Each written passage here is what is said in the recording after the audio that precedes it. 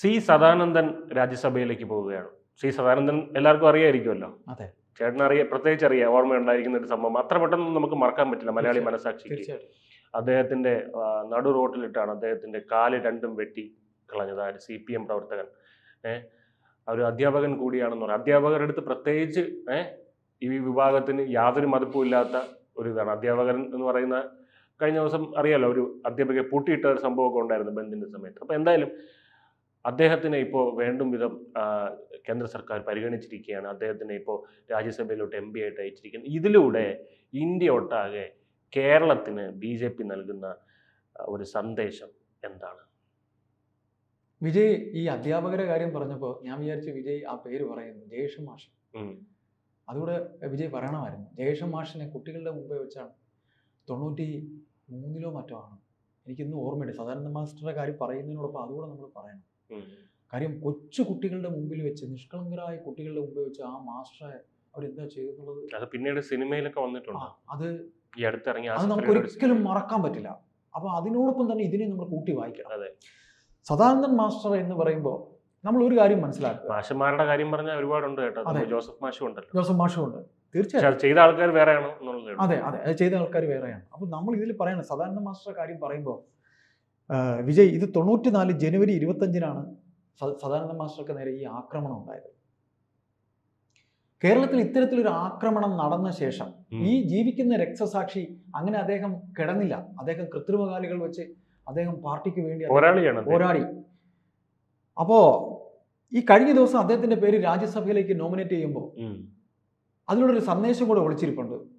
അതായത് അക്രമ രാഷ്ട്രീയം ഒന്നിനും ഉത്തരമല്ല എന്ന് തന്നെ BJP പറയുന്നുണ്ട്. ചെകുവരെ അതെ, ആ കഞ്ചന്റെ പടവും വെച്ചിട്ട് ഇവര് ഇറക്കുന്ന ഒരു ഇതുണ്ട്, തോൽപ്പിക്കാനാവില്ല. അതെ. അപ്പൊ അത് നേരെ തിരിച്ചവര് നോക്കിയാൽ മതി.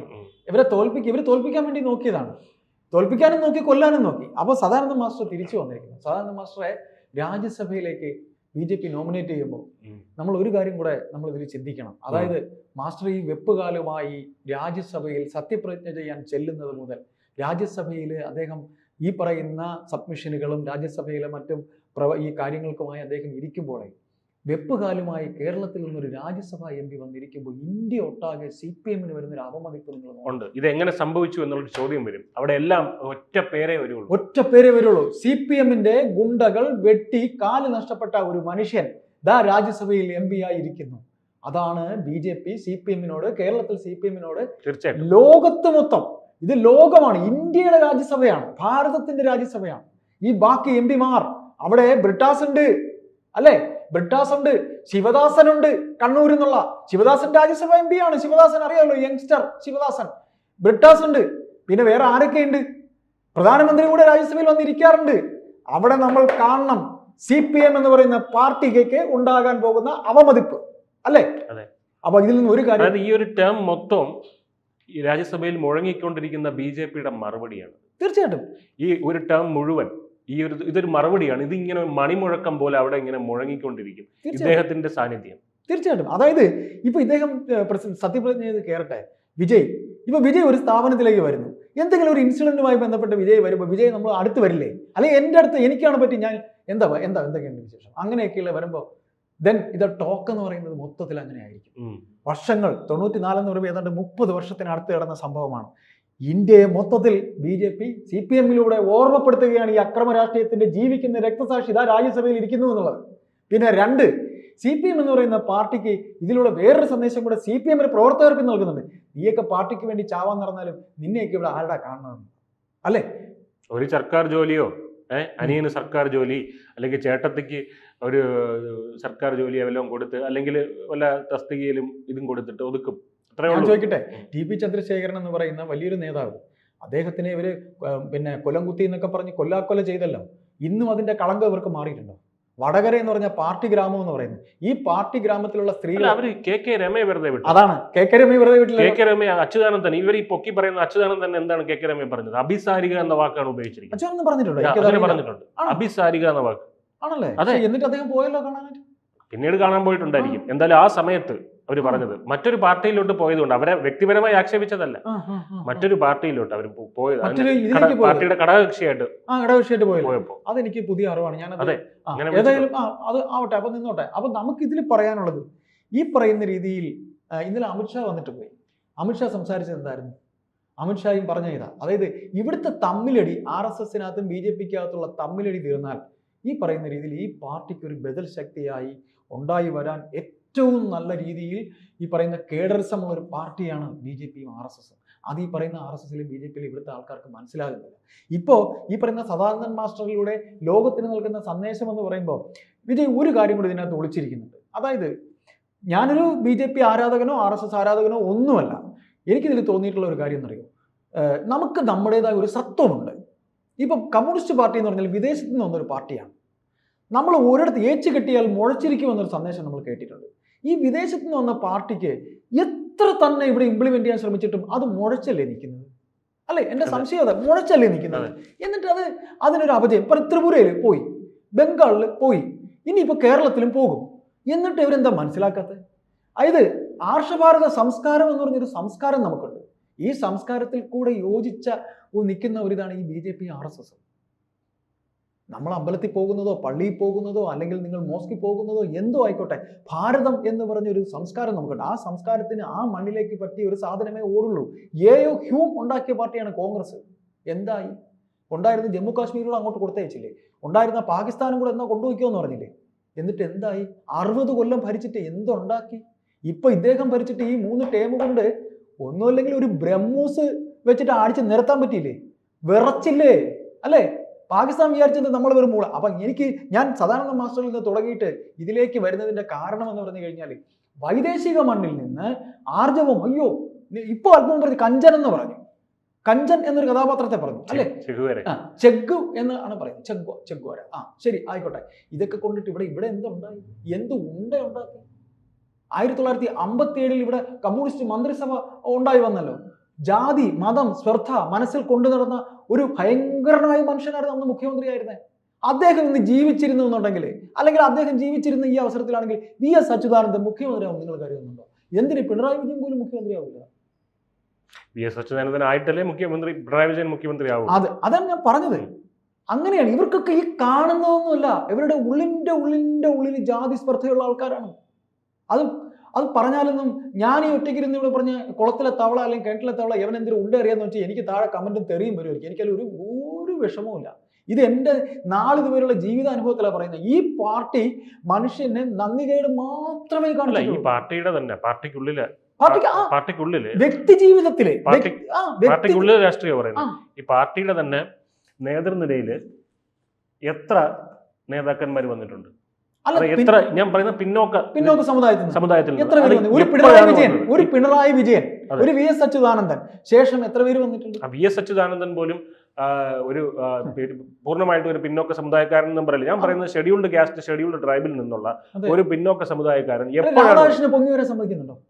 അതും നമ്മൾ ഈ പേരുകൾ പോലും കേൾക്കാൻ തുടങ്ങിയത് ഏത് കാലം മുതൽ? ഇപ്പൊ ഈ പാർട്ടിക്ക് 100 വർഷത്തോളം പഴക്കമില്ല. ഏതാണ്ട് 60കളിലാണ് ഇത് വരുന്നത്. അതല്ല, CPM എന്ന പാർട്ടി രൂപീകരിച്ചിട്ട് 100 വർഷത്തോളം ആയിട്ടുണ്ട്. അടിയന്തരാവസ്ഥ തന്നെ 100 ഈ പറയുന്ന പോലെ അടിയന്തരാവസ്ഥ. ഇത് ഞാൻ പറയുന്നത്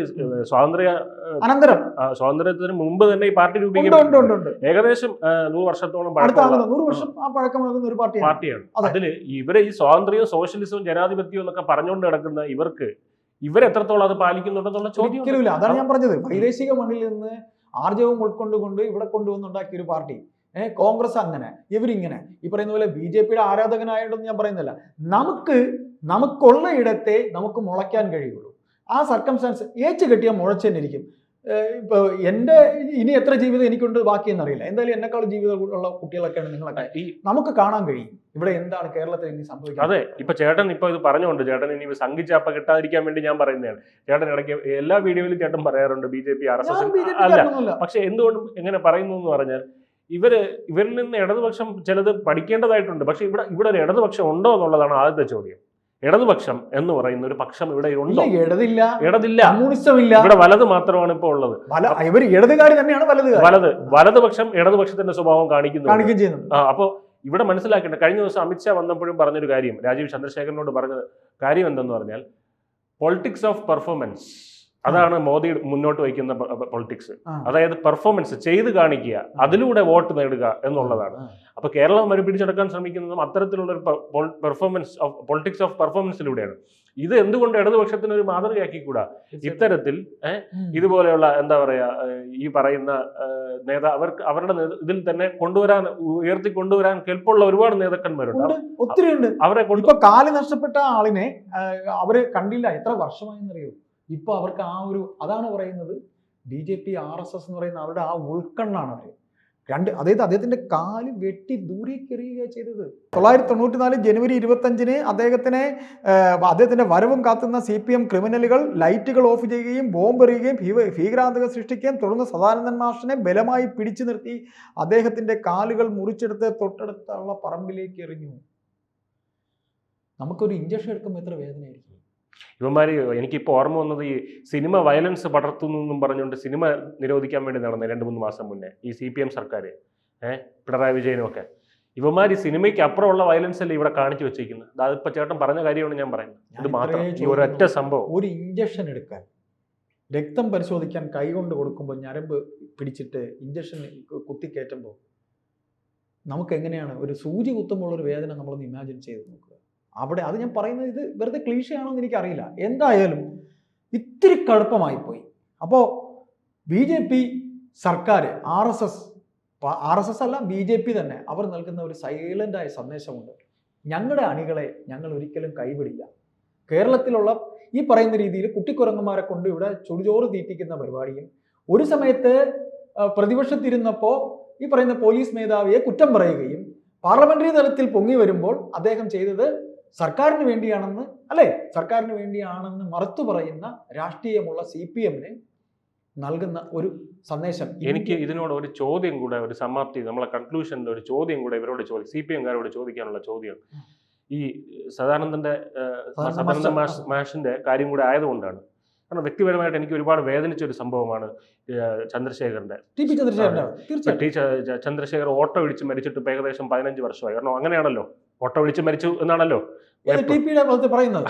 അല്ല, അത്തരത്തിലുള്ള രീതിയിലാണ് എല്ലാരും മറന്നല്ലോ അത്. അപ്പം എനിക്ക് അല്ല, ഞാൻ ഇവിടുത്തെ മാധ്യമങ്ങളെയും പൊതുസമൂഹത്തിനെയും കളിയാക്കി പറഞ്ഞു. എനിക്ക് അതിൽ വ്യക്തിപരമായിട്ട് ചോദിക്കാനുള്ള കാര്യം CPM-കാരോടാണ്. അതായത് ഒരു വ്യക്തിയെ കൊല്ലാൻ ഒരു വെട്ട് മതി, ഒറ്റ വെട്ട് മതി. തീർച്ചയായിട്ടും. എന്തിനാണ് എന്നിട്ട് 51 വെട്ടുന്നത്?